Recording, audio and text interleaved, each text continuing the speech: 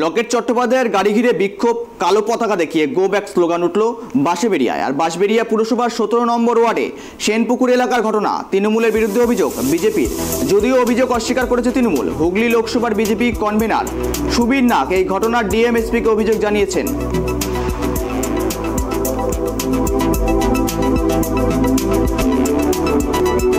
9টা নাগাদ বাঁশবেড়িয়ার কালীতলা বলে একটি কালী পুজোতে ইনভিটেশন দেওয়া হয়, মা কালীর পুজো, এবং বহু মানুষজন ছিলেন। সাক্ষাৎ করেছি মা দিয়ে, যখন গাড়িতে উঠে কাট করেছি, দেখতে একটা বড় বাঁশের ওপরে একটা ছোট কালো পতাকার মতন লাগানো, এবং তারা আসছে এবং উল্টো পাল্টা অসভ্য ভাষায় গালাগালি দিচ্ছে, নোংরা কথা বলছে এবং গো ব্যাক স্লোগান দিচ্ছে।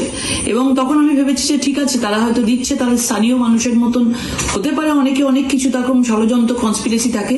কিন্তু বিষয়টা আরো বাড়াবাড়ি হয় যত আমার গাড়ি রাস্তা এগোতে থাকছিল এবং বসেছিলাম, গাড়ির চারিদিক ঘিরে তারা মোটামুটি গাড়িতে মানে মারতে থাকে গাড়ির মধ্যে অনবরত, এবং আপনারা বুঝতে পারছেন যে গ্লাস গাড়ির মধ্যে রয়েছে এবং সেগুলো মানে ভেঙে যেতে পারে। এবং সেই অবস্থায় চারিদিক দিয়ে গাড়ির মধ্যে মারতে শুরু করে এবং সিকিউরিটিরা গাড়ি থেকে নেমে যায়। একটা ঘটনা ঘটেছে, আমি শুনলাম যে লকেট চট্টোপাধ্যায় যাচ্ছিলেন, সেখানে তাকে কালো পতাকা দেখানো হয়। তবে আমার যতদূর ধারণা যে উনি 5 বছর সাংসদ থাকাকালীন কোভিড বলুন, লকডাউন বলুন, যখনই বলুন, তো মানুষের পাশে ছিলেন না। হয়তো সাধারণ মানুষ দেখতে পারেন, সাধারণ মানুষ কালো পতাকা দেখাতে পারেন ওনাকে। তবে একটা কথা, উনি যে অভিযোগ করছেন যে তৃণমূল কংগ্রেসের নেতা নেত্রীরা ছিলেন, যেহেতু ওখানে পুজো ছিল সেই হিসেবে অনেকেই ওখানে থাকতে পারেন, যেতে পারেন, কিন্তু ওনাকে কালো পতাকা দেখিয়েছে তৃণমূল কংগ্রেস। এটা আমার মনে হয় যে সম্পূর্ণ ফেক বা সঠিক বলে মনে হয় না। কেন তৃণমূল কংগ্রেসের দরকার পড়ে না যে কালো পতাকা দেখানোর, কারণ সাধারণ মানুষের সমর্থন আছে তৃণমূল কংগ্রেসের সঙ্গে। যেখানেই রচনা বন্দ্যোপাধ্যায় যাচ্ছেন সেখানেই দেখেছি মানুষের ঢল। কাজেই সেটা দেখেই হয়তো উনি ভয় পেয়ে যাচ্ছেন, উনি ভাবছেন যে তৃণমূল কংগ্রেস করাচ্ছে। তৃণমূল কংগ্রেসের সঙ্গে এরপর এই ঘটনার কোনো যোগসাজশ আছে বলে আমার মনে হয় না। গতকাল বাঁশবেড়িয়াতে লকেট চট্টোপাধ্যায়ের গাড়ির ওপর হামলার প্রতিবাদে মগরা থানার সামনে জিটি রোড অবরোধ করে বিক্ষোভ বিজেপি কর্মীদের। আর কিছুক্ষণ ঘটনাস্থলে পৌঁছায় মগরা থানার পুলিশ কিছুক্ষণ বাদেই। আর এই মুহূর্তে আমরা আপডেট নেব, আমাদের প্রতিনিধি ফোন কলে জুড়ে রয়েছে সোমনাথ। প্রতিবাদে লকেট চট্টোপাধ্যায়ের গাড়ির ওপর হামলা আর প্রতিবাদে বিক্ষোভ তার কর্মী সমর্থকদের, এই বিষয়ে আপডেট কি রয়েছে?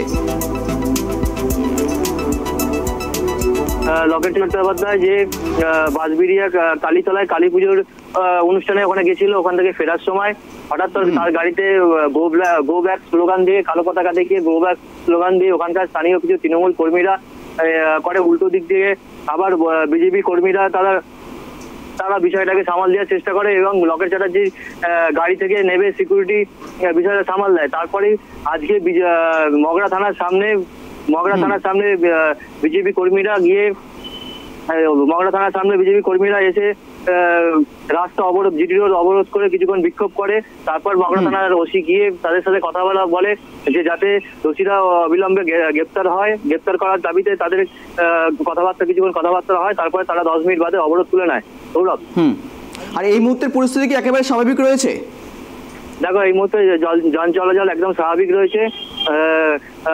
বিজেপি কর্মী যারা ছিল, বিজেপি কর্মী এবং লকেট চ্যাটার্জি, তারা পুনরায় প্রচারের জন্য তারা বেরিয়ে যায়। ধন্যবাদ সোমনাথ তোমাকে।